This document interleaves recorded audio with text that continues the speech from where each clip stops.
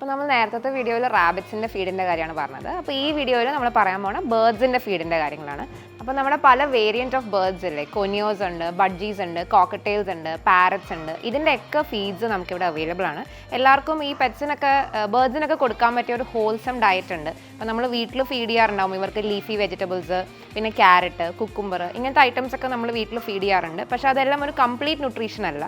എല്ലാ ഗുണങ്ങളും അടങ്ങിയിട്ടുള്ള ഒരു പെല്ലറ്റ് ഫുഡാണ് നമ്മൾ ഈ പ്രോഡക്ട്സിൽ അവൈലബിൾ ആക്കിയിരിക്കുന്നത്. ഡെലി നേച്ചറിൻ്റെ ഉണ്ട്, വേറെ പല ബ്രാൻഡ്സിൻ്റെയും അവൈലബിൾ ആണ്. ഈ ഫുഡുകളിൽ അതിൻ്റെ ഒരു ഹോൾസം ഡയറ്റ് ആയിട്ട് അടങ്ങിയിട്ടുണ്ട്, അതിൻ്റെ എല്ലാ ന്യൂട്രീഷൻസും അടങ്ങിയിട്ടുണ്ട്. അപ്പോൾ ഇതിനകത്ത് സീഡ്സും പെല്ലറ്റ് രൂപത്തിലും ഈ ഫുഡുകൾ അവൈലബിൾ ആണ്.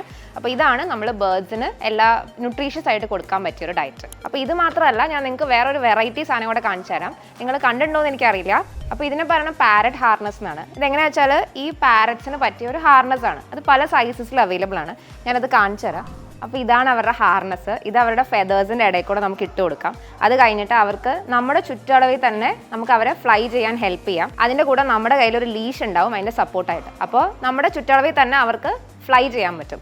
അപ്പോൾ അതാണ് പാരറ്റ് ഹാർനസ്. ഇതും നമ്മുടെ റോംസൺ വാക്സിലെ സ്റ്റോറുകളിൽ അവൈലബിൾ ആണ്. അപ്പോൾ നിങ്ങൾക്ക് ബേർഡ്സ് ഉള്ള ആൾക്കാർ, പക്ഷേ നിങ്ങൾക്ക് പറന്നു പോകുമെന്ന് പേടിയുള്ളവർ, നമ്മുടെ ചുറ്റളവിൽ തന്നെ അവർക്ക് പറക്കാൻ ഹെൽപ്പ് ചെയ്യാനുള്ള ഒരു പ്രൊഡക്റ്റാണിത്.